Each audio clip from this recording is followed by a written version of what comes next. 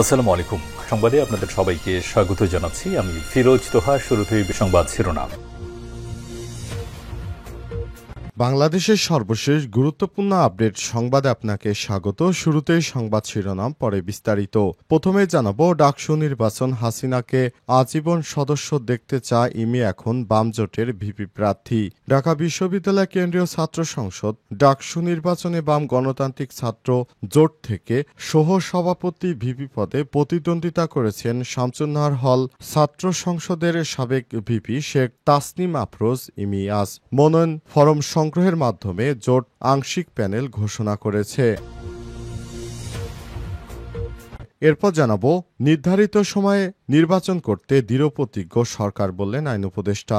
আইন উপদেষ্টা ডক্টর আসিফ নজরুল জানিয়েছেন, নির্বাচন নিয়ে প্রধান উপদেষ্টার ঘোষিত সময় থেকে পিছিয়ে আসার কোনো সুযোগ নেই। নির্বাচন যথাসময় হবে, সেই দৃঢ়প্রতিজ্ঞ অন্তর্বর্তীকালীন সরকার। এদিকে বিএনপির অফিস ভাঙচুর, স্বেচ্ছাসেবক লীগ নেতা গ্রেপ্তার। নীলফামারীর কিশোরগঞ্জে বিএনপির অফিসে হামলা ও ভাঙচুরের মামলায় স্বেচ্ছাসেবক লীগ সভাপতি আব্দুল বারেক ৪৫কে গ্রেপ্তার করেছে পুলিশ। আজ ভোর ৪টায় তার বাড়ি থেকে তাকে আটক করা হয়েছে। এদিকে সাংবাদিকদের বিএনপি নেতা সালাউদ্দিন বললেন, জুলাই সনদকে সংবিধানের উপরে রাখা হলে খারাপ নজির হবে। বিএনপির স্থায়ী কমিটির সদস্য সালাউদ্দিন আহমেদ বলেছেন, যদি জুলাই সনদকে সংবিধানের উপরে রাখা হয় তাহলে ভবিষ্যতের জন্য খারাপ নজির হবে। আজ গুলশানে নিজ বাসায় সাংবাদিকদের সঙ্গে আলাপকালে তিনি এই মন্তব্য করেছেন। এবং সর্বশেষ জানাবো, ডাকসু নির্বাচনে মব সৃষ্টি করে ছাত্রদলকে বাধা দেওয়া হয়েছে বললেন রুহুল কবির রিজভী। ঢাকা বিশ্ববিদ্যালয় কেন্দ্রীয় ছাত্র সংসদ ডাকসু নির্বাচনে ছাত্রদলের মনোনয়নপত্র জমা দেওয়া ঠেকাতে পরিকল্পিতভাবে মব সৃষ্টি করা হয়েছে বলে অভিযোগ করেছেন বিএনপির সিনিয়র যুগ্ম মহাসচিব অ্যাডভোকেট রুহুল কবির রিজভী। তিনি বলেছেন, মব সৃষ্টি করে বিএনপিকে দমন করতে চাইছে একটি চক্র, কিন্তু বিএনপি নেতাকর্মীরা সক্রিয় আছে। তারা যে কোনো মবকে তারা উস্কে দিবে, উস্কে দেয়া মবকে তারা নস্যাৎ করে দেবে। প্রিয় দর্শক, এতক্ষণ শুনছিলেন সংবাদ শিরোনাম, এবারে বিস্তারিত। তবে তার আগে বন্ধুরা, অনুরোধ থাকবে সংবাদটিতে একটি লাইক দিন। এই চ্যানেলে আপনি নতুন হয়ে থাকলে আমাদের সংবাদটি দেখতে দেখতে চ্যানেলটি সাবস্ক্রাইব করে রাখুন। কমেন্ট করে বন্ধুরা আপনার মূল্যবান মতামত জানিয়ে দিন আপনি বিশ্বের কোন দেশ থেকে বা বাংলাদেশের কোন স্থান থেকে আমাদের সংবাদটি দেখছেন এবং শুনছেন। আর বন্ধুরা, এই সংবাদটি আপনার সোশ্যাল মিডিয়া ফেসবুকে শেয়ার করে বন্ধুদেরও দেখার সুযোগ করে দিন। এবারে বিস্তারিত। ডাকসু নির্বাচন, হাসিনাকে আজীবন সদস্য দেখতে চায় ইমি এখন বাম জোটের ভিপি প্রার্থী। ঢাকা বিশ্ববিদ্যালয় কেন্দ্রীয় ছাত্র সংসদ ডাকসু নির্বাচনে বাম গণতান্ত্রিক ছাত্র জোট থেকে সহসভাপতি ভিপি পদে প্রতিদ্বন্দ্বিতা করেছেন শামসুন্নাহার হল ছাত্র সংসদের সাবেক ভিপি শেখ তাসনিম আফরোজ ইমি। আজ বিকেলে মনোনয়ন ফরম সংগ্রহের মাধ্যমে জোট আংশিক প্যানেল ঘোষণা করেছে। তবে ইমিকে ঘিরে সামাজিক যোগাযোগ মাধ্যমে আবারও ভাইরাল হয়েছে একটি পুরনো বিতর্কিত বক্তব্য। ২০১৯ সালে সর্বশেষ ডাকসু নির্বাচনে স্বতন্ত্র প্যানেল থেকে ভিপি নির্বাচিত হওয়ার পর এক টকশোতে তিনি তৎকালীন প্রধানমন্ত্রী শেখ হাসিনাকে ডাকসুর আজীবন সদস্য করার পক্ষে মত দিয়েছিলেন। সে সময় ভিপি নুরুল হক নূর এই প্রস্তাবের বিরোধিতা করলেও ইমি বলেছিলেন, শেখ হাসিনা ঢাকা বিশ্ববিদ্যালয়ের শিক্ষার্থী ছিলেন। ডাকসু নির্বাচন সুষ্ঠু আয়োজন সম্ভব হয়েছে তার আন্তরিকতার কারণেই। কৃতজ্ঞতাবশত হলেও তাকে আজীবন সদস্য ঘোষণা করা উচিত। পরে ২০১৯ সালের ৩০ মে ডাকসুর কার্যনির্বাহী সভায় শেখ হাসিনাকে আজীবন সদস্য ঘোষণা করা হয়, যদিও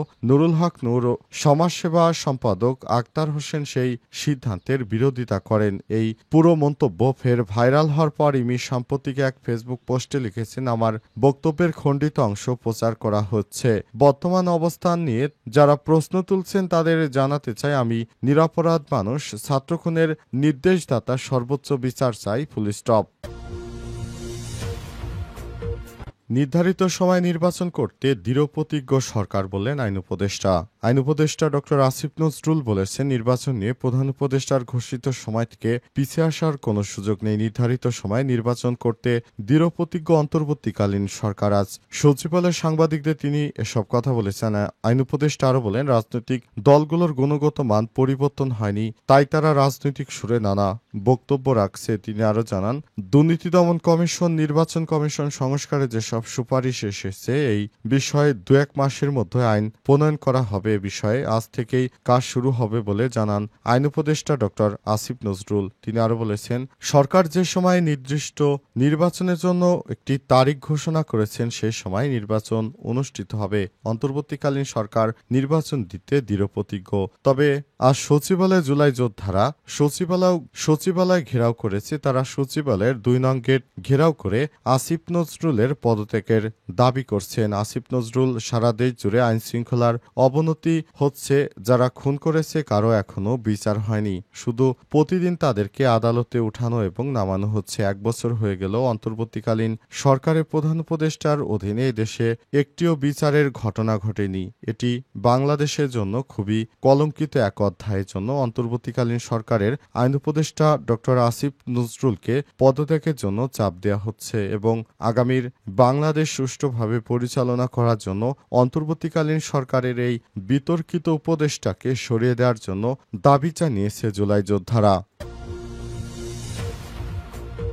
বিএনপির অফিস ভাঙচুরের মামলায় স্বেচ্ছাসেবক লীগ নেতা গ্রেপ্তার। নীলফামারীর কিশোরগঞ্জে বিএনপির অফিসে হামলা ও ভাঙচুরের মামলায় আওয়ামী লীগের স্বেচ্ছাসেবক লীগ সভাপতি আব্দুল বারেক ৪৫কে গ্রেপ্তার করেছে পুলিশ। আজ তার বাড়ি থেকে তাকে আটক করা হয়েছে। কিশোরগঞ্জ থানার এসআই রিপন বিষয়টি নিশ্চিত করে জানান, বিএনপির অফিসে হামলা ও ভাঙচুরের মামলায় আসামি আব্দুল বারেক দীর্ঘদিন আত্মগোপনে ছিলেন। গোপন সংবাদের ভিত্তিতে তার বাড়ি থেকে দিবাগত ভোররাত 4টার দিকে তাকে আটক করা হয়। আব্দুল বারেক চাঁদখানা ইউনিয়নের চাঁদখানা চরকপন্ত গ্রামের আলহাজ জাহানুদ্দিনের পুত্র ও চাঁদখানা ইউনিয়ন স্বেচ্ছাসেবক লীগের সভাপতি। কিশোরগঞ্জ থানার অফিসার ইনচার্জ আশরাফুল ইসলাম বলেছেন, সে আত্মগোপনে ছিল। গোপন সংবাদের ভিত্তিতে তাকে গ্রেপ্তার করে জেলা কারাগারে প্রেরণ করা হয়েছে।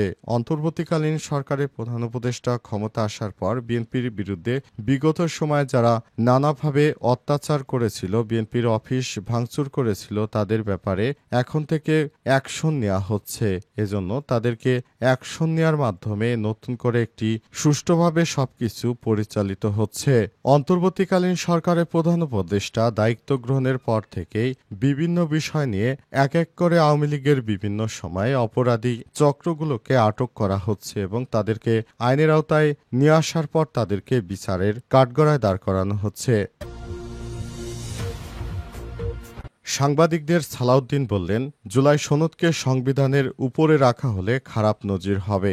বিএনপির স্থায়ী কমিটির সদস্য সালাউদ্দিন বলেছেন, যদি জুলাই সনদকে সংবিধানের উপরে রাখা হয় তাহলে ভবিষ্যতের জন্য খারাপ হতে পারে। আজ দুপুরে গুলশানে নিজ বাসায় সাংবাদিকদের সঙ্গে আলাপকালে তিনি এ মন্তব্য করেছেন। সালাউদ্দিন বলেন, জুলাই সনদে উত্থাপিত 84 দফার মধ্যে যেসব দফায় সব রাজনৈতিক দল একমত হয়েছে সেগুলো বাস্তবায়ন কিভাবে হবে, যেসব বিষয় নোট অব ডিসেন্ট এসেছে সেগুলো সুরাহা কিভাবে হবে এবং সংবিধান সংস্কার বিষয়ক যেসব কথা এসেছে তার বাস্তবায়ন কিভাবে, সেটা এখন জরুরি। তিনি আরো বলেছেন, বর্তমান সংবিধানের উপর ভিত্তি করে সরকার গঠিত হয়েছে এবং শপথ গ্রহণের সময়ও কোনো সাংবিধানিক শূন্যতা তৈরি হয়নি। যদি সংবিধানে এখনই কোনো লঙ্ঘন না ঘটে তবে এ বিষয়টি অপ্রাসঙ্গিক। অন্তর্বর্তীকালীন সরকার যেভাবে দায়িত্ব পালন করছেন এবং বিএনপি সবকিছুতে সম্মতি দিয়েছে, তারপরও যদি সংবিধানের উপরে এসব কিছু করা হয় সেটি দেশের জন্য কোনো খারাপ প্রভাব বয়ে আনতে পারে বলেও মন্তব্য করেছেন বিএনপির এই নেতা। তিনি বলেছেন, আমরা সাংবিধানিক ভিত্তি দিতে চাই, তবে সংবিধানের উপরে রেখে বিষয়টিকে আমরা বিতর্কিত করতে চাই না বলে মন্তব্য করেছেন বিএনপি নেতা সালাউদ্দিন। বিএনপি নেতা সালাউদ্দিন জানিয়েছেন, জুলাই সাংবিধানিক ভিত্তি এবং যেসব বিষয় এখনো সুরা হয়নি কিভাবে তার আলাপ আলোচনা করে সমাধান করা যায় সেসব বিষয়ে পথ বের করতে হবে।